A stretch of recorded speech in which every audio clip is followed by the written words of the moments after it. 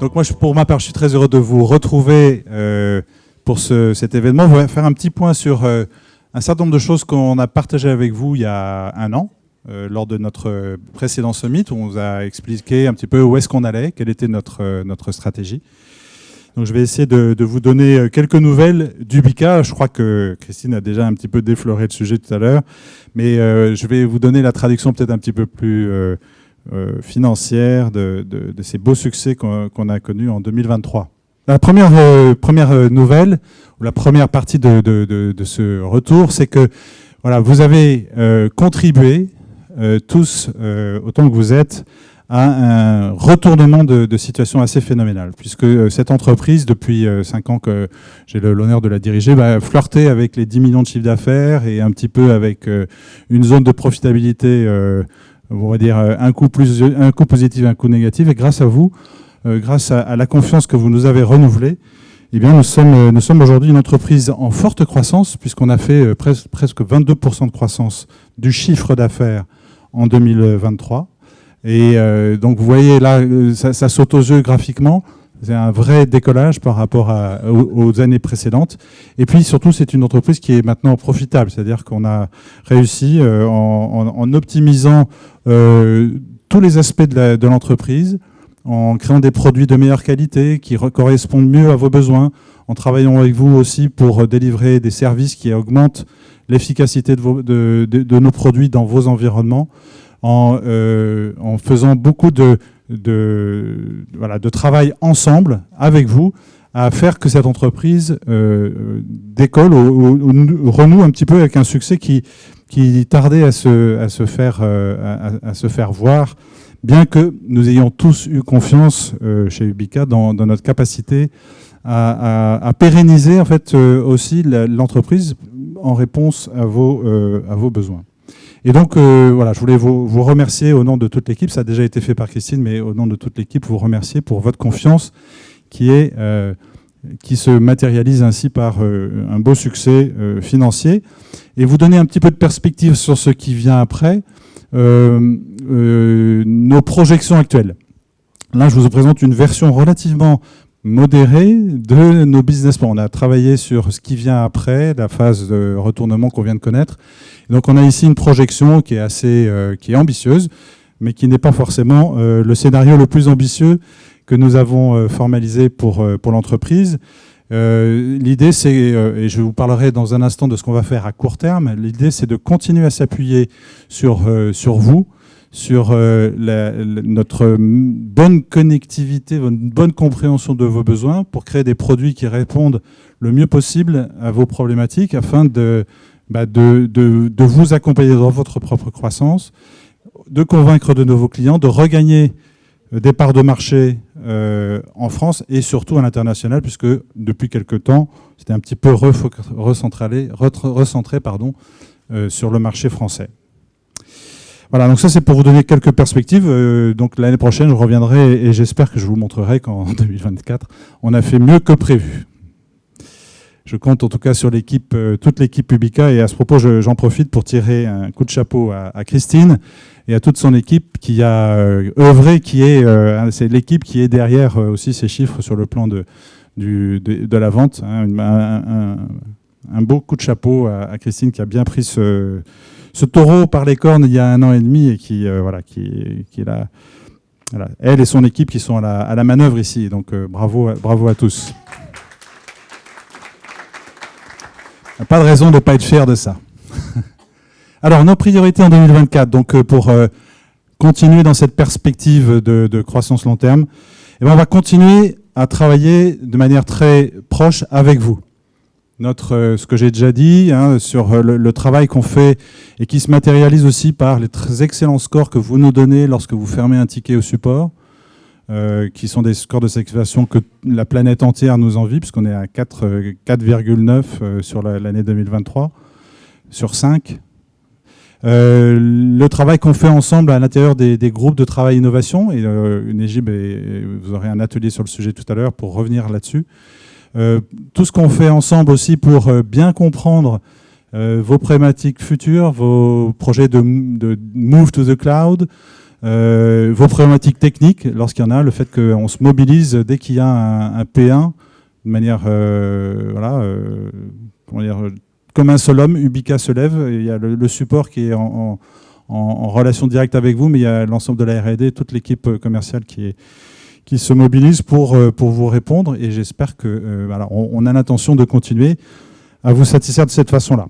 La deuxième chose, notre deuxième priorité, c'est de continuer à travailler sur la qualité de nos produits. On a fait de gros progrès dans ce domaine l'année dernière, en revoyant pas mal de processus R&D, en insistant beaucoup plus sur les tests unitaires, par exemple, pour que la productivité de la R&D s'améliore en termes de qualité. Et ça, je voudrais tirer un coup de chapeau à Sylvain Infirmerie, que vous connaissez, et Mathieu Veidi, si tu veux bien te lever. Je ne suis pas sûr que tout le monde connaisse Mathieu, mais Mathieu, c'est le directeur de la R&D, le héros de beaucoup de nos sessions de debug.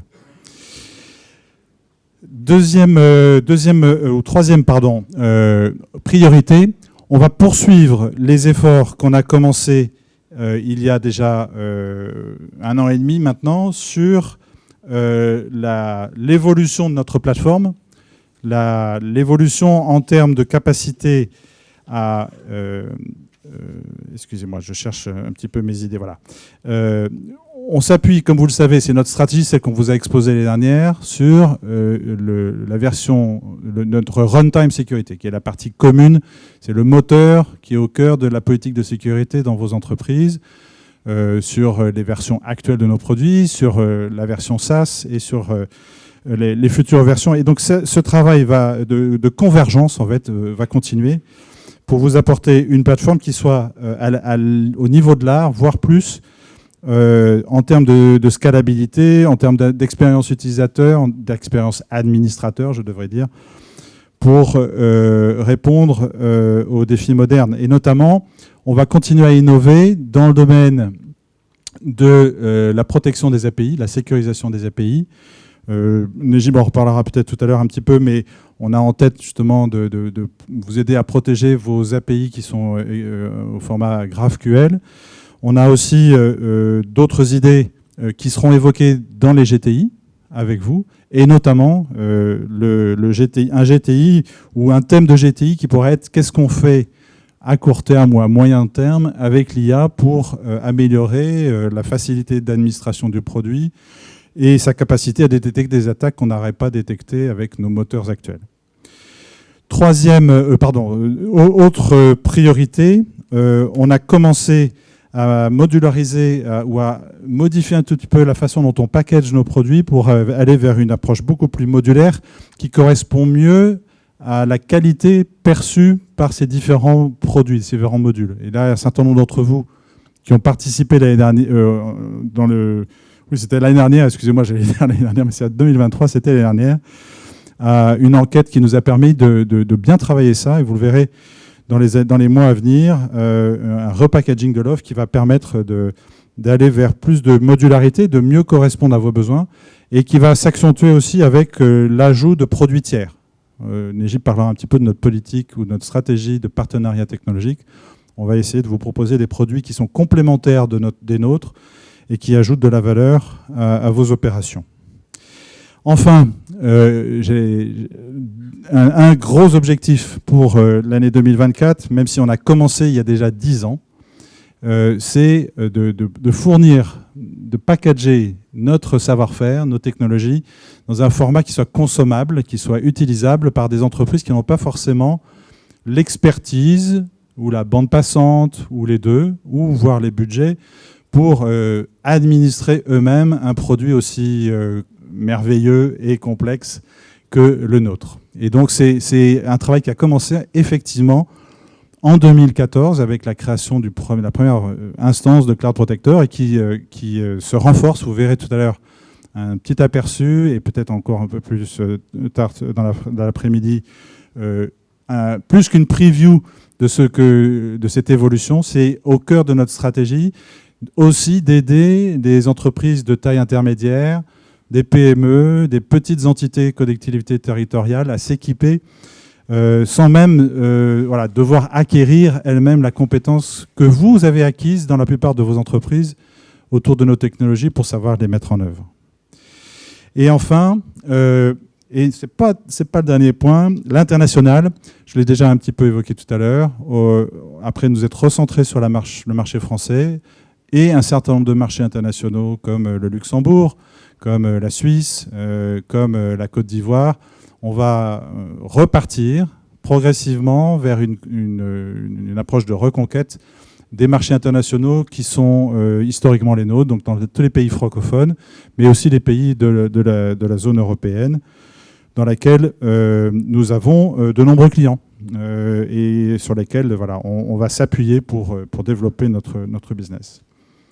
Enfin, j'allais presque vous oublier qu'en 2024, toute l'équipe va se préparer, va faire un gros travail de fond pour être capable d'être certifié ISO 27001 à l'horizon de mi-2025. À l'automne 2025, on sera certifié ISO 27001 pour accroître la garantie de qualité que j'espère vous nous reconnaîtrez. Alors, ces objectifs vont se traduire en engagement. Je vais vous en parler jusque dans un instant. Je vais faire un petit retour en arrière. Certains d'entre vous se souviennent sûrement des engagements qu'on a affichés, qu'on a pris vis-à-vis de vous l'année dernière et sur lesquels je vous ai donné des nouvelles de manière régulière. Je vais les lister rapidement en vous disant qu'on a presque coché toutes les cases, donc avec de nombreux contacts au niveau de la direction. Moi-même, j'ai eu le plaisir de rencontrer beaucoup plus d'entre vous que jamais. On a livré une nouvelle LTS donc, en février, avec de nombreuses mises à jour depuis, puisqu'on en est à la 6.11.5. La 6.11.6 arrive. La mise en place des groupes de travail innovation, il y a eu 4 réunions, et ça, c'est pour nous un des grands enseignements de cette année 2023 sur lequel on veut continuer à bâtir, parce que ça vraiment nous a permis de faire des choix qui sont alignés avec vos priorités. On avait le projet de livrer notre produit sur la plateforme Secnum Cloud et Hardscale, c'est fait. De vous livrer une version 7 de notre produit pour les environnements cloud, on l'a retardé, ça sera fait dans le courant de l'année 2024. On a été obligé de prendre d'être un peu flexible par rapport à cet objectif-là. Des services proactifs nombreux dans le domaine de l'audit en particulier, de l'aide à la mise à jour en version 6.11 à LTS. D'ailleurs, à ce sujet-là, si vous ne l'avez pas fait, je vous invite vraiment à planifier cette mise à jour. Un gros effort de recertification de nos partenaires, que je salue d'ailleurs. Ceux d'entre vous qui faites partie de notre écosystème et qui nous apportez beaucoup de facilité d'accès au marché, de compétences, de vos compétences. On est très heureux que vous ayez accepté de travailler avec nous pour vous recertifier. Il y a une centaine de personnes qui ont été certifiées en 2023 dans l'écosystème autour du BICA. Des infos techniques régulières, il y a nombreux, dans votre environnement MyUbicaSec, de nombreux how-to, je ne sais pas comment, voilà, des petites vidéos qui expliquent comment faire un certain nombre de choses qui ont été publiées. Un webinaire qui a été proposé sur justement la mise à jour en LTS 6.11. On va continuer dans ce domaine.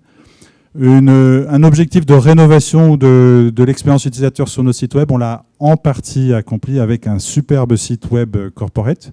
Le travail continue par ailleurs pour vous offrir une expérience plus facile sur l'ensemble de nos outils numériques.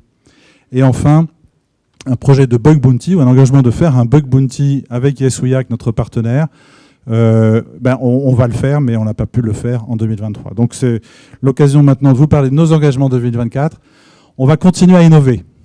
J'ai déjà un petit peu évoqué avec le runtime, donc la partie commune à l'ensemble de nos produits, de toutes les versions, soit la V6, la V7 qui arrive, et Cloud Protector, notamment autour des API avec GraphQL, mais aussi avec un travail d'amélioration de nos capacités en termes de gestion des bots.